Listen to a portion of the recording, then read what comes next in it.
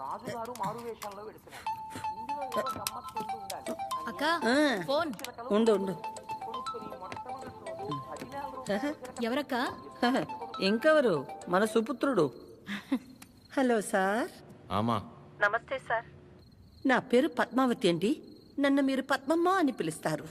గుర్తున్నానండి అసలు? పద్మమ్మ మాట్లాడకు. 2 నిమిషాలు కుదరట్లేదురా నీకు ఫోన్ చేయడానికి? నేను చేస్తే కట్ చేస్తున్నావేంట్రా? అంటే ఏదో పనిలో ఉన్నామా? సరే సరే సరే సరే ఉండు ఉండు ఆదిగిస్తున్నాను. చిరు. హలో ఆమా ఏంట్రా, ఎలా ఉంది అక్కడ పరిస్థితి? ఇప్పటిదాకైతే అంత బానే ఉంది, చూడాలి. సరే, అదే ఎలా ఉంది? బానే ఉందమ్మా. మా ఒక్క నిమిషం మళ్ళీ చేస్తా. అదే చేస్తుంది. హలో చిరు, చెప్పు అద్యా. ప్రశాంత్ ఇంకా రాడని డిసైడ్ అయ్యి ఇందాక ప్రవళిక సూసైడ్ చేసుకోపోయింది. ఏంటి? లక్కీగా నేను చూశాను కాబట్టి సరిపోయింది. ప్రేమ ఒకటే నా లైఫ్లో, చేతగని దానిలో ఏంటి పిచ్చి పని? బుద్ధి లేకపోతే సరే. అద్యా ప్రాలిక ఏంటిది? ఏం చేయమంటారు? వాడు వదిలేసి వెళ్ళిపోయాక సగం చచ్చాను. ఇప్పుడు నేను ప్రెగ్నెంట్ అని తెలిసిందే. నన్ను ఇంకేం చేయమంటారు? అందుకే బతికే ధైర్యం లేక, కడుపులో ఉన్న బిడ్డను చంపుకోలేక చచ్చిపోవాలనుకున్నాను. ఇవాళ నన్ను ఆపినంత మాత్రాన నా నిర్ణయం అయితే మారుతాత్య. రేపైనా నేను చేయగలిగేది ఇదే.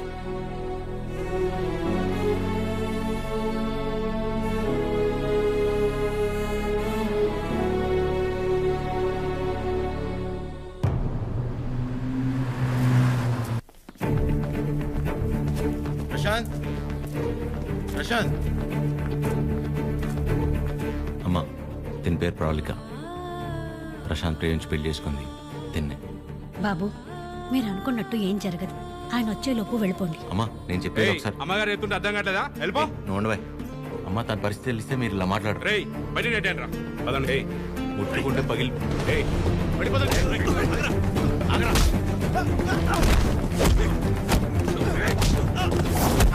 ఆడపిల్లల మీద చేసుకోమంటావు ఏంట్రా?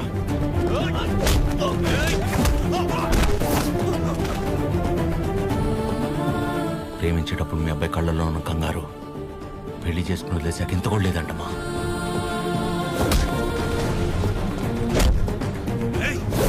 చిరు, ప్రవళిక, ప్లీజ్ నా వల్ల మీరు ఇబ్బంది పడింది చాలు. వెళ్ళిపోయి ఏం చేస్తావు? చచ్చిపోతావా? పాపం అమ్మ తను చావబోతుంటే అదృష్టం కొద్ది కాపాడి తీసుకొచ్చు.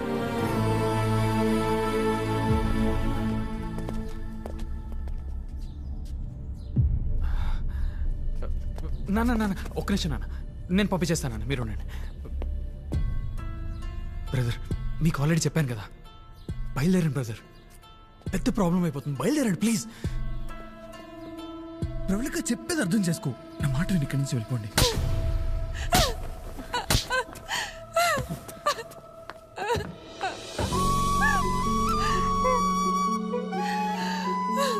నీ వల్ల ఎన్ని మాటలు పడ్డానో తెలుసా?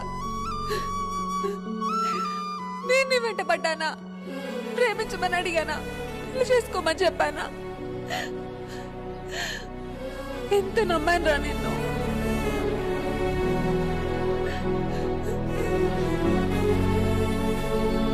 వాళ్ళ పెళ్ళంటే ఉంది 2 కాగితాలు 4 సంతకాలు అంతే కదా అనుకుని అలా వచ్చి వెళ్ళిపోయానండి. కానీ తను కడుపుతో ఉంది, చావబోతుందని తెలిసాక కూడా రియాక్ట్ అవ్వకుండా ఉండలేపాను సార్.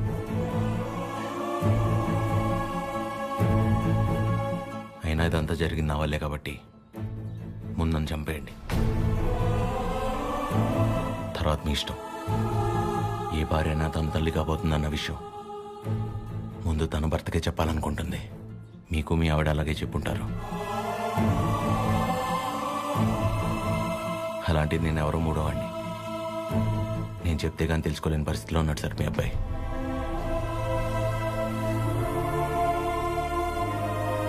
సార్ మిమ్మల్ని చూస్తేనే తెలుస్తుంది మీకు బాగా భక్తి ఎక్కువని. భార్యాభర్తలను విడదీసిన వాడు ఎంత గొప్ప భక్తుడైనా రావణుడు రాక్షసుడిగానే మిగిలిపోయాడు సార్.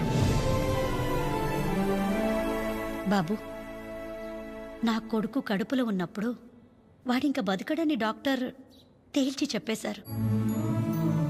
ఇంచుమించు 7-8 గంటలు మమ్మల్ని భయపెట్టి గాని ప్రాణాలతో బయటపడలేదు వీడు. కదండి? ఆ రోజు మేం భయపడ్డంలో అర్థం లేదనిపించేలా నా కొడుకు ఎప్పుడూ ఏ తప్పు చెయ్యడు బాబు. ఏమంటారండి?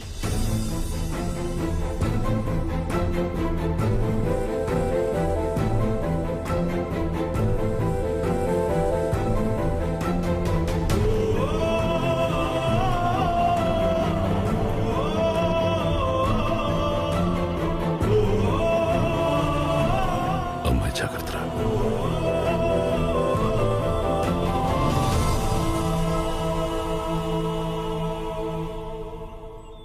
ఇంకా నీ ముఖం చూసే ఊరుకుంటున్నాను ఒకలా. మర్యాదగా వాళ్ళని ఇక్కడి నుంచి వెళ్ళిపోమని చెప్పు. అదేంటండి, వాళ్ళకి ఇంకేం ప్రాబ్లం రాదు, నన్ను నమ్మండి. దాని ముఖం చూడటమే పాపం. ఆంటీ కోపడకుండా ఒకసారి వినండి. నీకేం తెలీదా అద్యా? ఇంకా ఇక్కడే నుంచున్నారే, వాళ్ళని ఎక్కడో చోటుకెళ్ళి చావమను. అరే, కలిసి బతుకుదాం అనుకుంటే చచ్చిపోమంటారేంటండి? మాట్లాడుతుంటే మధ్యలోకి వస్తున్నావు. అసలు ఎవరు నువ్వు? నీకేం సంబంధం? నీకు నాకు సంబంధం ఉంది కదా. నేను మీ కూతుర్నే కదా. ఏం తెలుసు నా గురించి నీకు మీ ఆయనకి? ప్రవళిక, నిజంగానే ఏం తెలీదా ఆంటీ? ఇష్టం కష్టం చెప్పుకోవాలనిపించి నాన్న మీతో మాట్లాడాలంది అంటే తప్పించుకొని తిరిగేవాడు.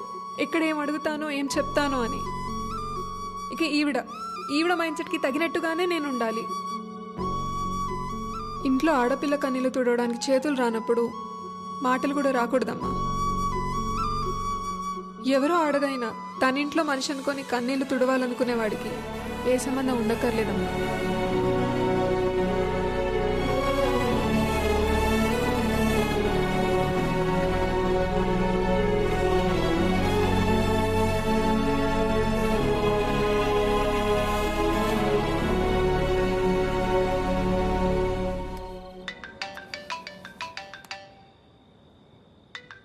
చెప్పండి. ఏం చేస్తున్నావు? ఏం లేదండి, నాకు బాగా ఇష్టమైంది మీ దగ్గర ఒకటి ఉండిపోయింది. అది ఎప్పుడు తిరిగిస్తారా అని ఆలోచిస్తున్నా. అవునా? ఏంటది? నిద్ర అండి, నిద్ర. రేపు పొద్దున మా అమ్మ బ్రేక్ఫాస్ట్కి రమ్మంది. ఏ? ప్రవళిక విషయంలో హెల్ప్ చేసావు కదా, అందుకే. అయితే టిఫిన్ పెట్టి 1000 నోట్ 10 ఇచ్చి పంపించేస్తారా? ఏం సార్, సరిపోదా? మీరేమంటే అది తప్పదు కదా, పెద్దోళ్ళు. ఇంకా కనపడవు కానీ నీకు నేనంటే ప్రేమే కదా. అమ్మ పిలుస్తుంది. I'll call you later. Hello hello. Bye.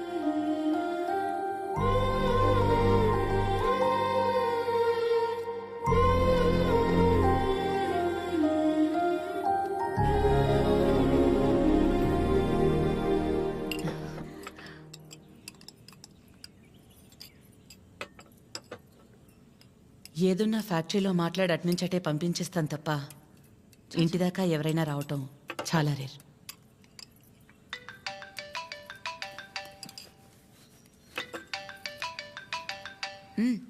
మాట్లాడు, పర్లేదు. పర్లేదండి, అంటే 9 అయింది కదా, తిన్నానా లేదా అని అమ్మ ఫోన్.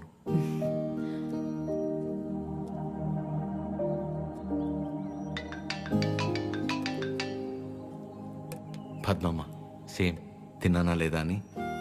ఇంట్లో నేను ఒక్కనే మగ పిల్లాడిని, అందుకే చిన్నప్పటి నుంచి వాళ్ళకన్నీ నేనే. ఒకసారి రమ్మని చెప్పు మీ ఇంట్లో వాళ్ళని.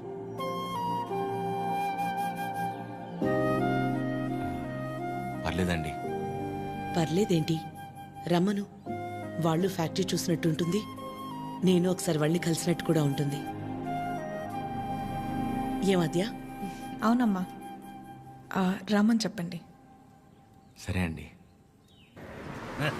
అవన్నీ నేను చూసుకుంటాను లేరా ప్రేమ్. నిన్ను నువ్వు అద్దంలో మాత్రం చూసుకోకరా రే.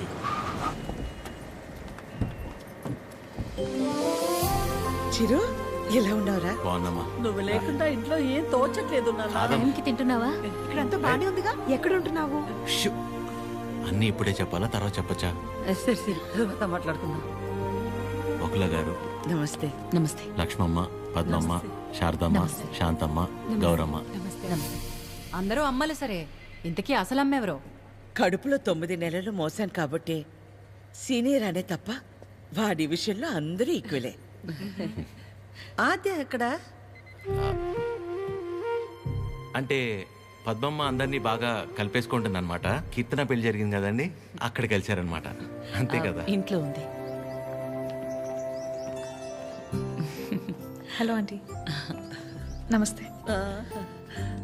ఆడపిల్ల ఇలా ఉంటే తన ఎంత అందంగా ఉందో అద్దంలోకి చూసి తెలుసుకోవాల్సిన అవసరం లేదు.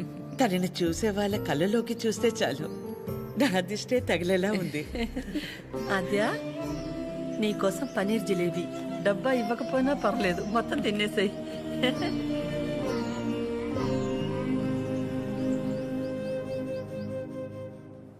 ఏంటి ఆద్య, ఇంకా ఏం ఆలోచిస్తున్నావు? ఆంటీ చిరు వాళ్ళందరితో బాగానే క్లోజ్ అయ్యారు కదా ఆద్య. అదే ప్రాబ్లం ప్రవళిక. అనుమానం ఉండి అబద్ధమని తెలిస్తే కోపంతో పోతుంది. కానీ ఇంత నమ్మాక నిజం కాదంటే తట్టుకోలేదు. అండ్ దాట్ టూ, ఇదంతా తెలిసి నేను సైలెంట్గా ఉన్నానని మా అమ్మకు తెలిస్తే ఎవరున్నా లేకపోయినా నా లైఫ్లో అమ్మ ఉండాలి. ఎవరి ద్వారానో ఈ విషయం ఆంటీకి తెలిసే కంటే నీ అందరూ నువ్వే వెళ్ళి చెప్పడం కరెక్ట్ ఆద్య.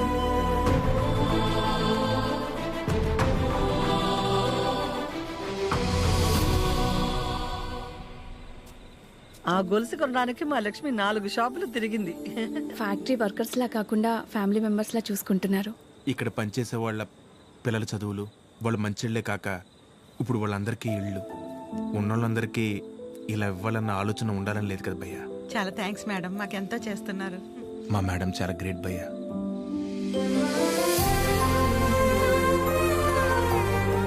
సరే సరే.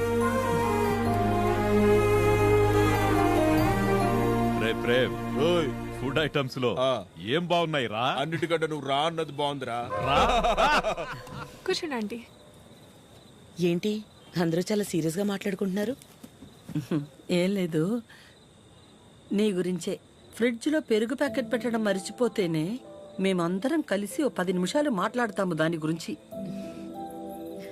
అలాంటిది నువ్వు ఒక్కదానివే ఫ్యాక్టరీ, ఇల్లు, బిజినెస్ ఇదంతా ఎలా సాధ్యపడిందా అని. ఓ అదా, ఆద్య వల్లే.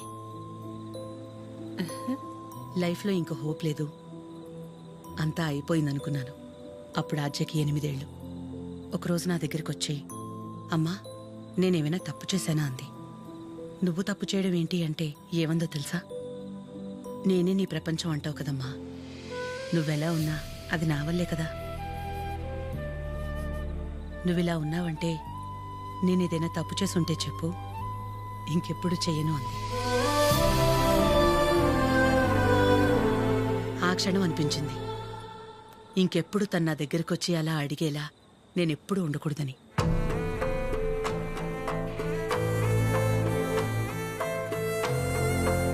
అందరిలా నా కూతురు కాదన్న నమ్మకమే నా బలం.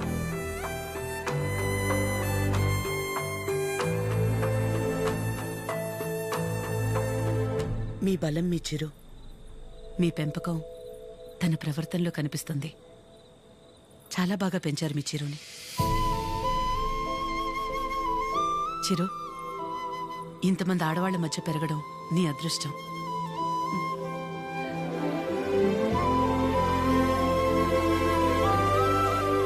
ఆస్తులు అంతస్తులు ఎవరైనా ఎలాగైనా సంపాదిస్తారు, కానీ ఓ ఆడదాని దగ్గర నమ్మకం సంపాదించాలంటే క్యారెక్టర్ ఉండాలి.